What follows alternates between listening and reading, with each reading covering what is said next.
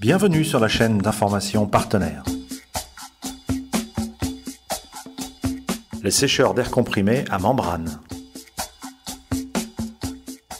Voici un type de sécheur un peu particulier. Il s'agit du sécheur à membrane.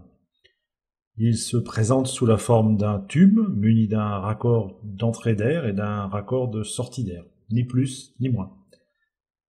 Il n'a aucune pièce en mouvement, il ne nécessite aucune alimentation électrique, il ne produit pas de condensat, bref, il est tout ce qu'il y a de plus statique. Il n'en demeure pas moins très efficace. Quel est donc son secret ?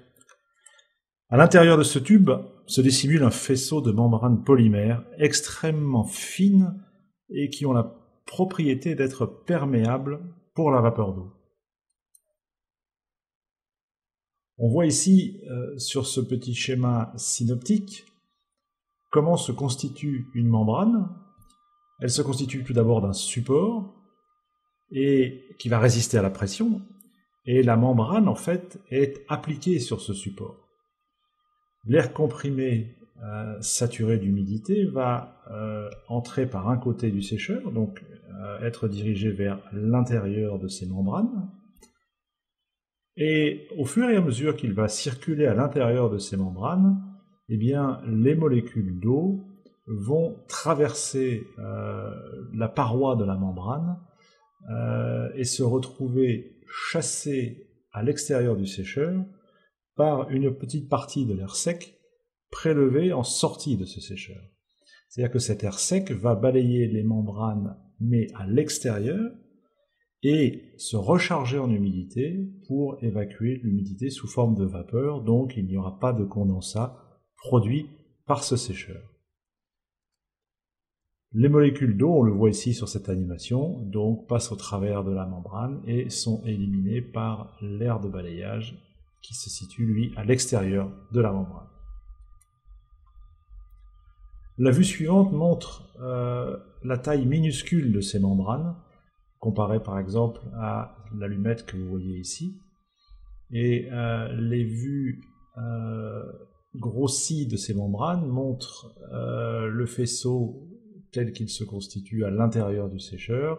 Et sur la photo de droite, on voit très bien le support de membrane et la membrane polymère qui est appliquée sur le pourtour de ce support.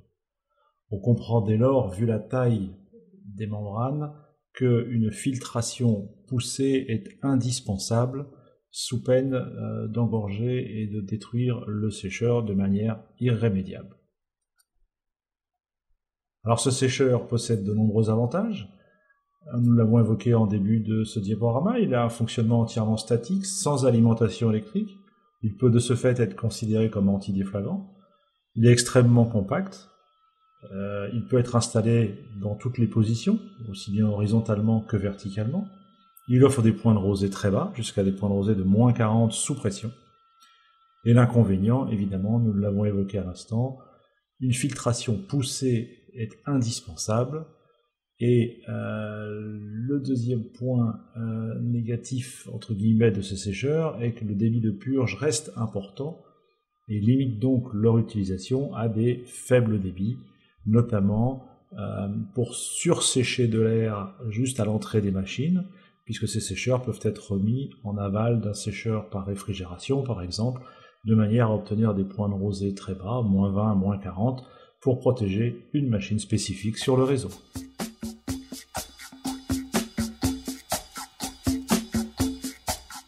Ce sujet vous a intéressé ? Si vous souhaitez plus de conseils sur le traitement de l'air comprimé, retrouvez toutes nos vidéos explicatives sur notre chaîne YouTube ou sur notre site internet www.partenaire.fr.